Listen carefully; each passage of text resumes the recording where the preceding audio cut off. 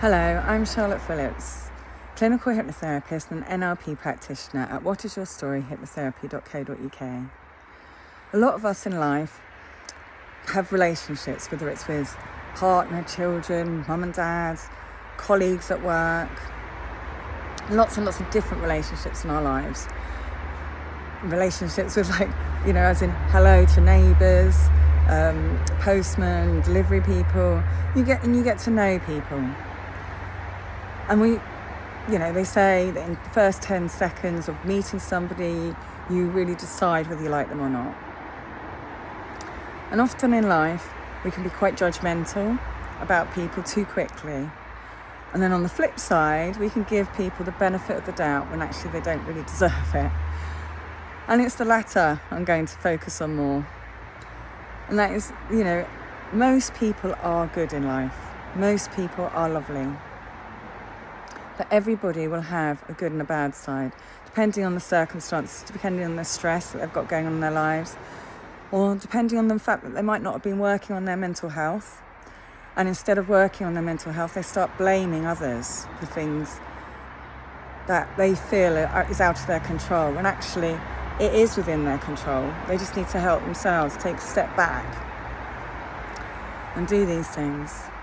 And unfortunately, some people can lash out when they're in that mindset. I've experienced this, and I know lots of other people have too, when I speak to especially females. And it's quite a hard topic for me to think about. I'm not laughing because it's funny, it's just my nervous reaction actually. And and it's really hard. One, you've got to come to terms with the fact that somebody you thought was lovely is treating you terribly. Two, why would anybody lash out? They haven't got control of their emotions, control of the situation, control of themselves. But then now you're in a fight or flight situation, running. In my case, running, hiding, running to save myself. And I'm sure there's lots of other people that have been in that situation. And at the time, you can't really process exactly what's going on. It's just for the horribleness, the violence to stop. And that's all you want. You want that, but the whole world has changed. Everything has changed. All your beliefs, all the things that you had, all your dreams, all of that just changed in that split second. And then what follows next, can be quite traumatic, depending on, how you've managed to get away, or whether you have got away. And then you've got to decide what you're going to do. Are you going to put up with what's happening? Are you going to leave, phone the police, get help? And that's the hardest decision ever. For me, the first time it ever happened, I did ask for help and I didn't get it. So then when it happens again, you don't really want to reach for it. Things are a lot better now, supposedly. But my recent experiences, the police get it wrong. They leave you high and dry. Don't communicate. Been through so many, different admin to try and sort things out. So where they're supposed to safeguard you so that there's no contact, and then the bail they put on is not right. But if you find yourself trying to cope with your mental health, with stress, with anxiety, with trauma from domestic violence, or choosing the wrong relationship, it could be that it's mental. It could be that it's mentally being abused, and a lot of people won't recognise that. Once you're out of the relationship, you can really look back and see that there was many, many more opportunities that you missed, where you were being pecked at, put down, hurt, and unable to be the person you need to be.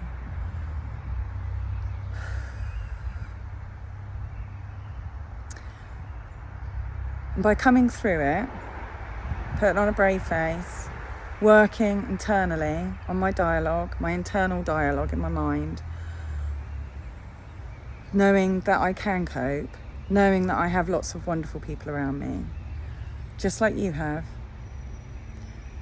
and knowing that even though, resources are stretched in the police force and the agencies and the long waiting lists, that they are there to support you. You just have to try and figure it all out. And with support, and I'm happy to help anybody in this situation since I've been through it. And I've got great contacts to help get the result that you need. And that result is your freedom, your mental freedom to rebuild your life. And that strength that you had before that relationship, before that mental abuse, before that physical abuse.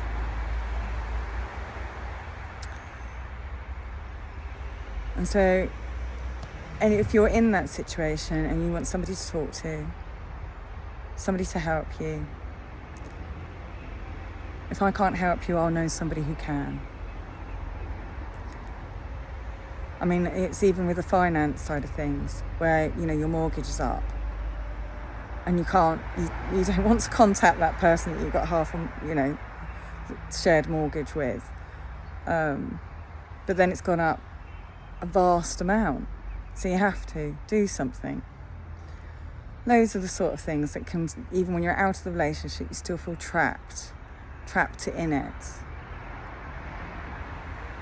Things like them getting their stuff and they're continually putting it off and because they need to control something else. And that's not right. It really isn't right. So there's so many things. And if you are in that situation where you are experiencing mental or physical abuse, get help. Get a plan together. So don't tell anybody what you're doing, just in case somebody lets it slip or you get overheard and then you're in more danger. But do get help. Happy to talk to you about it. But remember, there's only one of you and you need to save yourself.